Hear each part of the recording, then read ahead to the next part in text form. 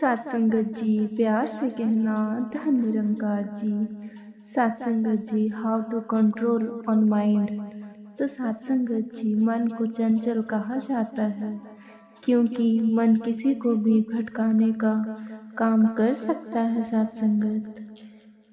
संगत जी, व्यक्ति बैठा कहीं और होता है लेकिन उसका मन किसी और दिशा में घूम रहा होता है। तो सात संगत ऐसा क्यों होता है और इसको हम कैसे रोक सकते हैं? तो सात संगत, मनुष्य का मन बंदर की तरह होता है। सात संगत, जैसे एक बंदर इधर उधर भागता फिरता है तो उसी तरह हमारा मन भी हर समय इधर उधर दौड़ने में लगा रहता है। तो सात संगत जी, तब सवाल यह आता है कि आखिर इस मन को एक स्थान पर कैसे रोक के रखें। सात संगत जी, इस मन में एकाग्रता कैसे लाएं? तो सात संगत, बंदर को पकड़ने का एक साधन है कि एक छोटे से मुंह वाली सुरई को जमीन में गाड़ दिया जाए और उसमें थोड़े से भुने हुए चने भी डाल दिया जाए तो बंदर उन चनों को पाने के लिए उसमें अपना हाथ डालता है। सात संगत, और अपनी मुट्ठी में चने को भर लेता है। तो सात संगत जी, फिर नतीजा यह होता है कि जब वो बंदर अपना हाथ सुराही से बाहर निकालना चाहता है तो वो अपने हाथ को बाहर नहीं निकाल पाता। तो सात संगत जी, क्योंकि उस सुराही से बंदर का हाथ फंस जाता है। सात संगत, बंदर की मुट्ठी बंधी हुई है और इसकी मुट्ठी का दायरा अब इतना बढ़ गया है कि उसका वो हाथ बाहर नहीं निकल पाता है। तो सात संगत जी, उस तंग बर्तन में ही उसकी मुट्ठी फंसी रहती है और फिर वह बड़ा घबरा भी जाता है। वो सोचता है कि शायद इसमें कोई चीज बैठी हुई है। तो सात संगत जी, जिसने मेरे हाथ को पकड़ लिया, तो सात संगत, हम तो यह नहीं जानते कि उसको अंदर से किसी ने नहीं पकड़ा है। क्यों, अंदर तो बिल्कुल खाली है और खाली ने किसी को क्या पकड़ना है। सात संगत, बल्कि हक स्वयं को पकड़ रखा है। सात संगत, वो स्वयं अपना ही जकड़न में है, वो घबराया हुआ है। तो सात संगत, उसकी सोचने वाली समझने की शक्ति भी समाप्त हो गई और कहने का भाव यह है कि अगर वह बंदर अपनी उस मुट्ठी को खोलकर उस थोड़े से चने का मोह त्याग दे और साथ में अपने मन के व्यर्थ भ्रमों को भी त्याग कर मुझे किसी ने नहीं पकड़ा है तो उसको उसकी कैद से छुटकारा प्राप्त हो सकता है। तो सात संगत जी, उसका सारा भय समाप्त हो सकता है, उसको मुक्ति प्राप्त हो सकती है। तो कहने का भाव कि इंसान को भी बस अपने मन के संकल्प के ही द्वारा पकड़न महसूस होती है तो इसको ही त्यागना है। तो सात संगत, मन का त्याग नहीं करना है। सात संगत, क्योंकि हमारे मन में ही तो सब कुछ होता है। तो सात संगत जी, अगर हम सभी चीज़ों से नाता तोड़कर वीरान में भी चले जाएं, लेकिन फिर भी अगर हमारे मन में लालसा है और शक्ल सूरत का भी ध्यान बना रहा तो भला फिर क्या बनेगा? फिर तो कुछ भी बनने वाला नहीं। तो सात संगत जी, हमारा जो ये मन है तो यह केवल अपने इस मन का ही इलाज करना है। जिस तरह एक लालटेन के ऊपर कोई, सात संगत जी, कोई पतंगा या कोई कीड़ा बैठा हुआ है और उस पतंगे का अक्सर या उसकी परछाई सामने दीवार के ऊपर पड़ रही है। तो सात संगत, अगर हम कहें कि उस दीवार पर बैठे पतंगे को हटाना है और हम कोई झाड़ू लेकर, कोई डंडा लेकर या हम हाथ से ही उसे दीवार से हटाना चाहे तो क्या वो हट पाएगा? नहीं हटेगा, वह तो वहीं पर ही रहेगा क्योंकि वह पतंगा उस दीवार पर नहीं बैठा हुआ है, वह तो उस लैंटर्न पर बैठा हुआ है। तो सात संगत, अगर हम उसे लैंटर्न से हटा देंगे तो वो खुद बेखुदा या हमारी इच्छाओं से वो अभी हमारे मनों में ही बैठी हुई है। हम कहाँ की सोच रहे होते हैं और कहाँ पर हमारा ध्यान लगा हुआ होता है। तो सत्संगत जी केवल अपने इसी मन को अर्पित करने हैं। सत्संगत कहने का भाव कि हम चाहे कुछ भी अर्पित कर देते हैं, हम दान पुण्य भी कर देते हैं, लेकिन फिर भी हमारे मन में कहीं ना कहीं इन सब का अभिमान ही बना रहता है। इसीलिए सत्संगत जी महापुरुषों ने कहा कि माया तजी तो क्या हुआ, तो मन ताजा न जाए। तो अगर हमने कुछ अर्पित भी कर दिया लेकिन फिर भी हमारे मन का यह अभिमान ऐसे ही बना रहा तो फिर कुछ भी बनने वाला नहीं। अर्थात हमें अपने मन को ही समझाना है, क्योंकि अगर हम अपने मन को फर्ज की अदायगी करते हुए इस पर्व परमात्मा के साथ जोड़ लेते हैं तो फिर हम निर्लिप्त हो जाते हैं सत्संगत, और एक निर्लिप्त अवस्था वाले बन सकते हैं। कहने का भाव कि माया में केवल हमारा मन ही फंसा करता है, क्योंकि हमारा शरीर तो खुद ही एक माया का पुतला होता है। तो भला ये क्या माया में इससे फंसे। इसीलिए संतों ने कहा कि जो भी किया सो मन किया। अर्थात सत्संगत अगर हम इस मन के ऊपर हावी नहीं रहेंगे तो फिर हमारा मन हम पर हावी हो जाएगा।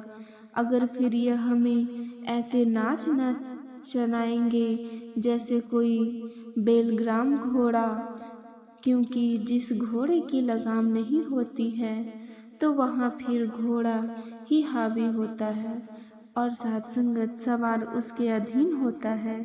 लेकिन जिस घोड़े की लगाम होती है और सवार का उसकी लगाम पर कंट्रोल भी होता है तो फिर वहाँ पर सवार ही घोड़े पर हावी होता है। तो सत्संगत जी वो घोड़ा उसकी मर्जी के मुताबिक ही चलता है। तो कहने का भाव कि संसारिक त्याग की भावना तो ऐसी ही होती है जैसे ये कहना कि घोड़े से तो गिरने का खतरा होता है, तो इसीलिए घोड़े की ही छुट्टी कर दो। लेकिन सत्संगत घोड़ा एक अच्छी सवारी भी तो होता है और घोड़ा हमारे कई काम भी करता है। तो इसीलिए केवल उसको त्यागना तो सही नहीं होता, बल्कि हमें उस घोड़े को कंट्रोल में रखना आना चाहिए। कंट्रोल में रखना अपना आना चाहिए सत्संगत। और इसके लिए सत्संगत बताते हैं कि समझो ये ब्रह्म ज्ञान एक खंभा है और हमारा मन एक बंदर है। तो बंदर तो कहीं भी जा सकता है, लेकिन अगर इस बंदर रूपी मन को ब्रह्म ज्ञान रूपी खंभे से बांध दिया जाए तो फिर वो बंदर वहीं पर बैठ जाता है। अर्थात दासी ने कहने का भाव ये है सत्संग कि इतना है कि इस मन को वश में करने के लिए हमें सत्संगत की आवश्यकता होती है, ताकि हमारा ध्यान इस दातार के साथ जुड़ा रहे। क्योंकि जब हम सत्संगत से दूर रहेंगे तब तक हमारा मन भी पदार्थ की तरफ खींचता सांसारिक दृष्टि वाला ही बना रहेगा।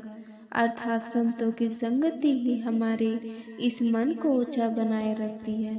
तो सत्संगत जी सत्संग से पहले हमें ऊंची मति प्राप्त होती है, ऊंची भावनाएं हमें सीखने को मिलती है, क्योंकि संसार में तो केवल हमारे मन को अभिमान करना ही सिखलाया जाता है।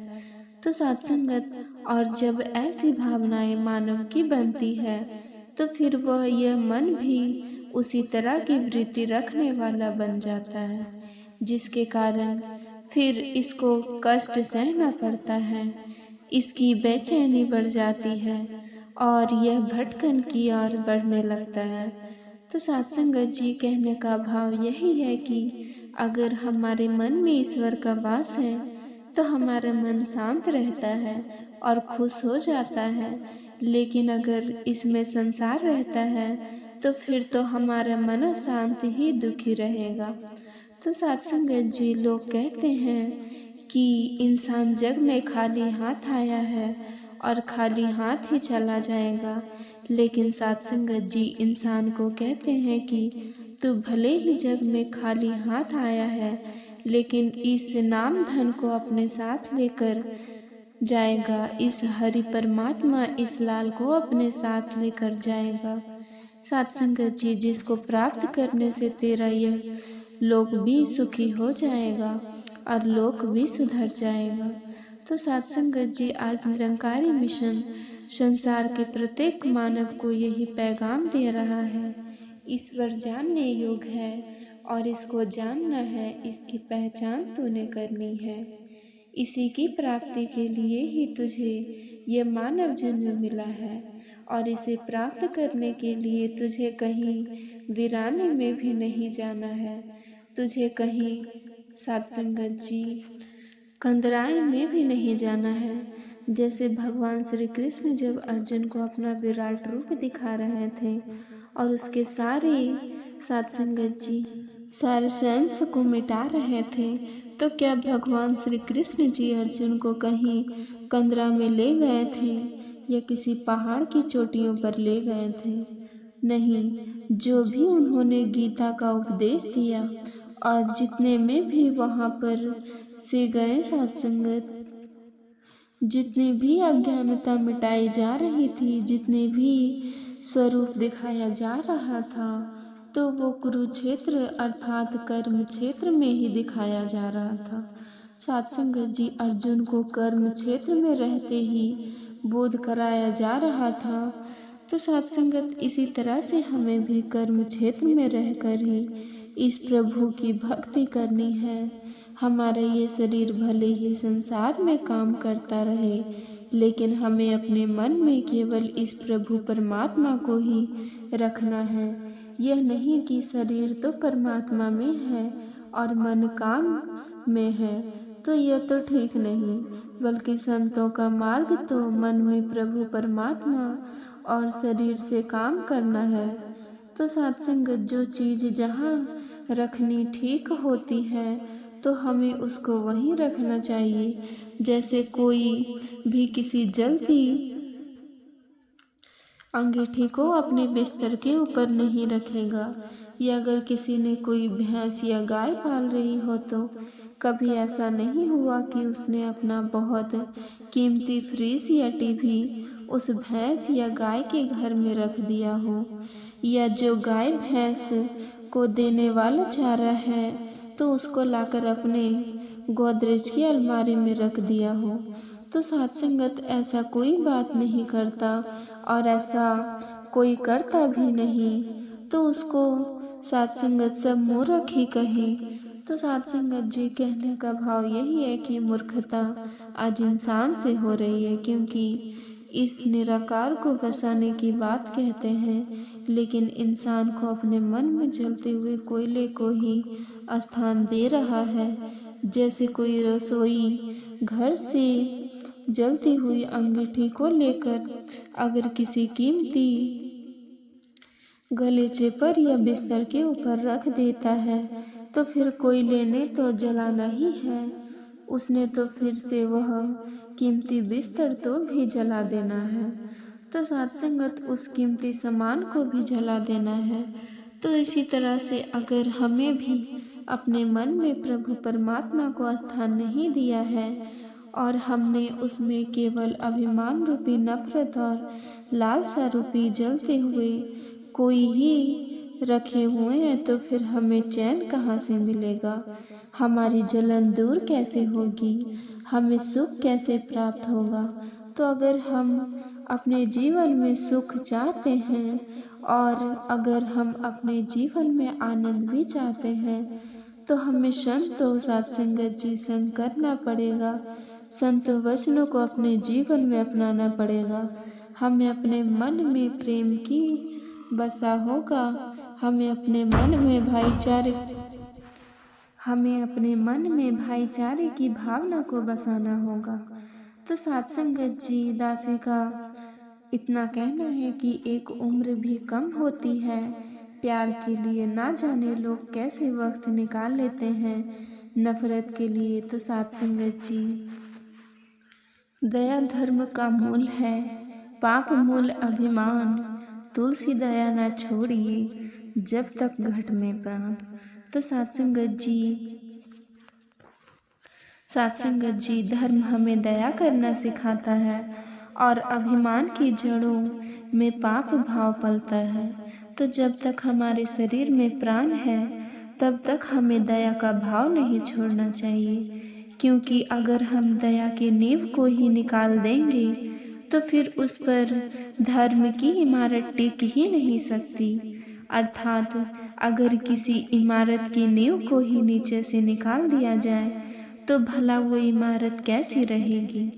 तो सत्संगत जैसे हम मकान बनाते हैं, बनाते समय पहले उसमें खंभे या पिलर बनाते हैं, और अगर कोई इंसान यह कहे कि इन खंभों की क्या जरूरत है, ये इन पिलर को हम नीचे से निकाल लें तो फिर ये छत जो है ये ऐसे ही खड़े रहेगी। तो ये केवल उसकी भूल होगी सत्संगत। ऐसा करने से उसको भारी नुकसान भी उठाना पड़ सकता है।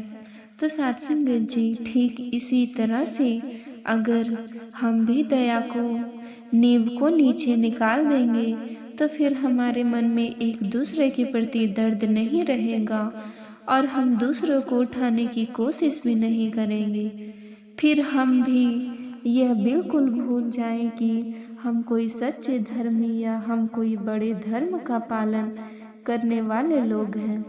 तो सत्संगत जी फिर कोई बड़ी पूजा पाठ करने वाले लोग हैं, क्योंकि वास्तव में यह कोई भी धर्मी होने की पहचान नहीं करती, बल्कि यहाँ तो प्रेम की ऊंची भावना की ही कामना करती है।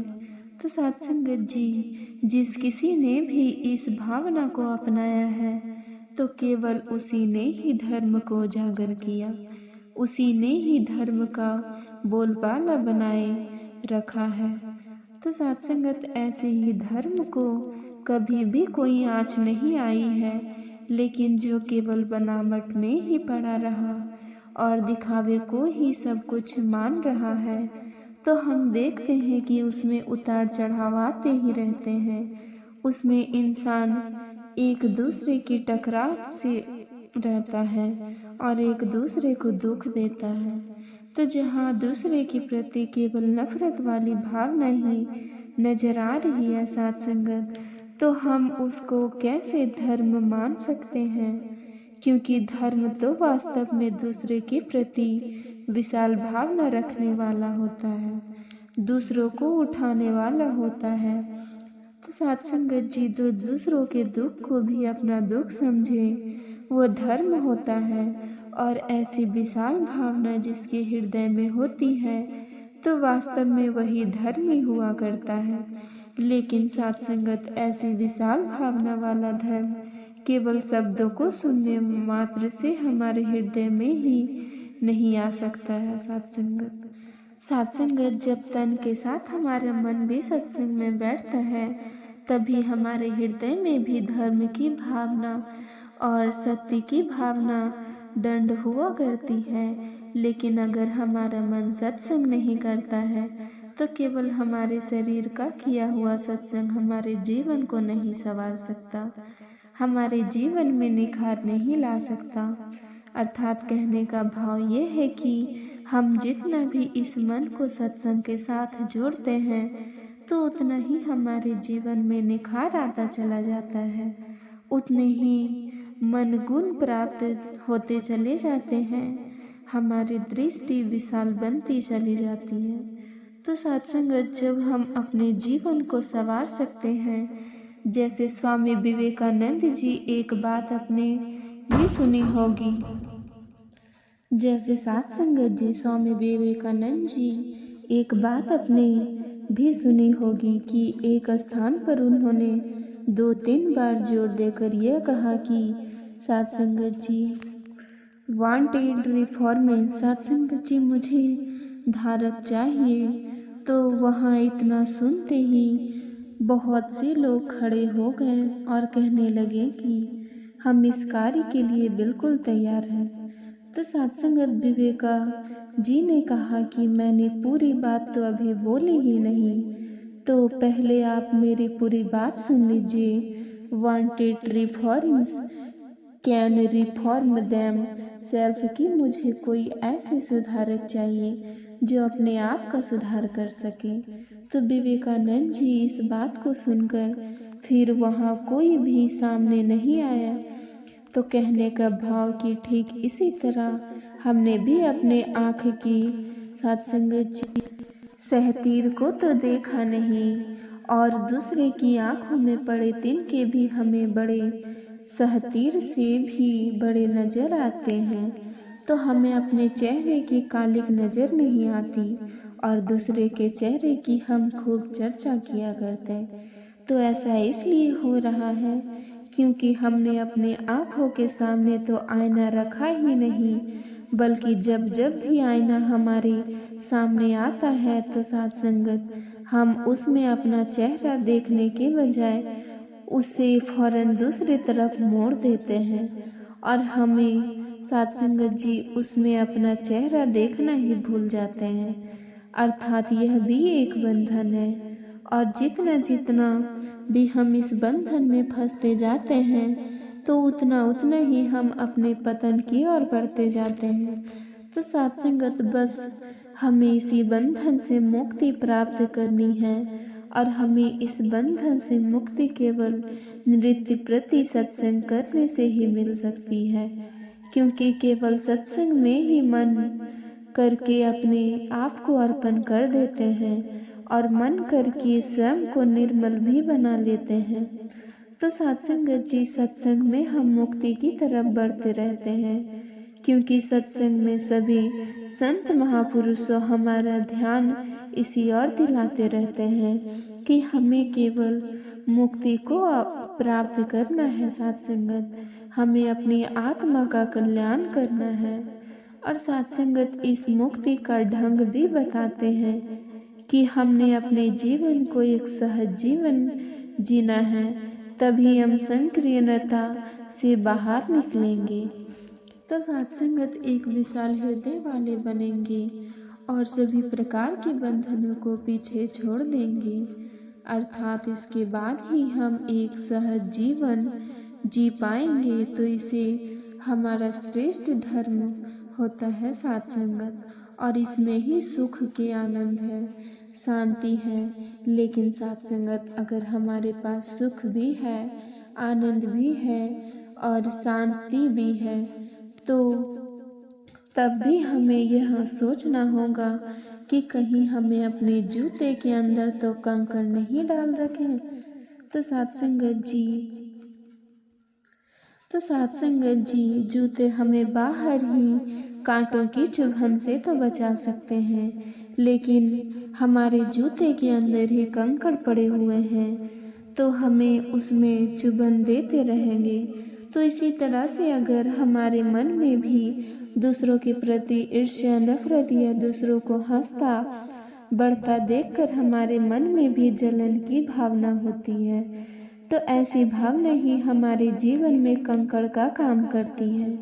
तो सत्संगत फिर ऐसे मन को कैसे सुख शांति मिल सकती है।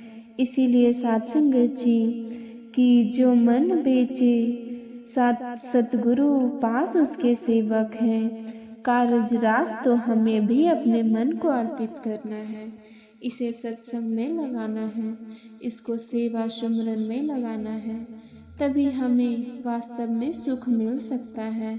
और अगर हमने इस मन को दूसरी तरफ ही लगा दिया तो फिर तो कुछ होता है तो वह भी हमें सत्संगत जी हम सभी भली भांति जानते हैं।